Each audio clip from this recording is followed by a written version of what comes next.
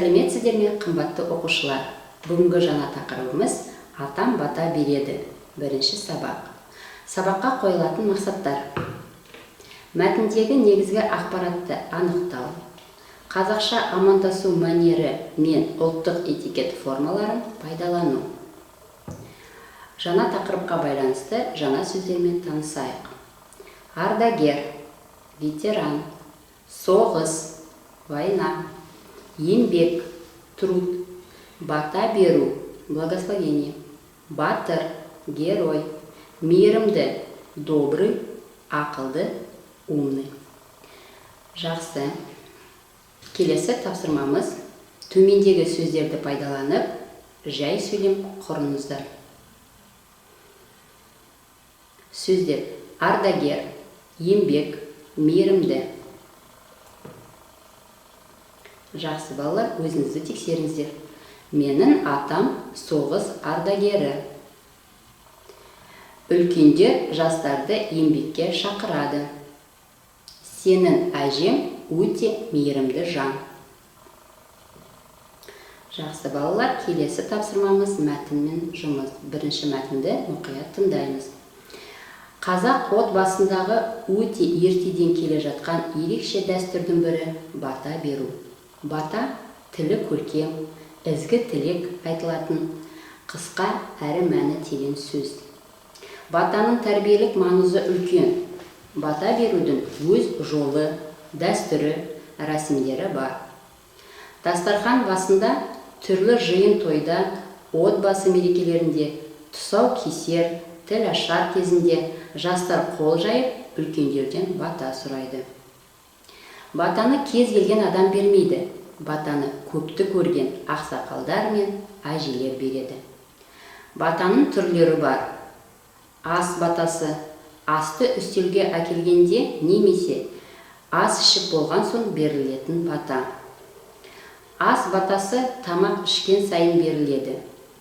Рамазан батасы, 3 күнге ораза айтта айтылатын ізгі тілек, жақсы ниет. Жол батасы ұзақ жолға шыққанда беріледі. Жолға шығарда үй иесі көршілерге, туыстарға тамақ беріп, үлкен ақсақалдан бата алады. Тілек бата үлкендер жастарға риза болғанда, реті келген жерде қолын жайып беретін батаның түрі. Қазақтар сөз өнерін өте жоғары бағалаған. Бата адамға күш береді, жолын ашады, жаман күштерден сақтайды деп сенген. Жақсы балалар, келесі тапсырмамыз. Мәтіннің мазмұны бойынша жоспарды ретімен орналастырыңыздар. Бірінші, батаның пайдасы. Екінші, бата берудің тәртібі. Үшінші, батаның түрлері. Төртінші, үлкендердің батасы. Енді өзіңізді тексеріңіздер. Бірінші, бата берудің тәртібі. Екінші, үлкендердің батасы. Үшінші, батаның түрлері. Төртінші, батаның пайдасы. Жақсы балалар, келесі тапсырмамызды орындайық. Мәтін бойынша берілген ақпараттың дұрыс не бұрыстығын анықтаңыздар. Ақпарат. Баланың тәрбиелік маңызы үлкен емес. Дұрыс немесе бұрыс жауабын белгілейсіздер. Батаны көпті көрген ақсақалдар мен дана әжелер береді. Ас батасы тамақ ішкен сайын беріледі. Батаны кез келген адам береді. Батаны кез келген адам береді.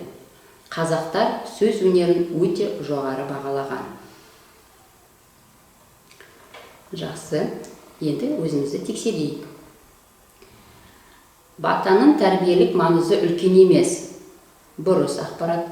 Батаны көпті көрген ақсақалдар мен дана әжелер береді. Дұрыс ақпарат. Ас батасы тамақ ішкен сайын беріледі. Дұрыс ақпарат. Батаны кез келген адам береді. Бұрыс ақпарат. Қазақтар сөз өнерін өте жоғары бағалаған. Дұрыс ақпарат. Осымен сабағымыз аяқталды. Сау болыңыздар. Келесі кездескенше.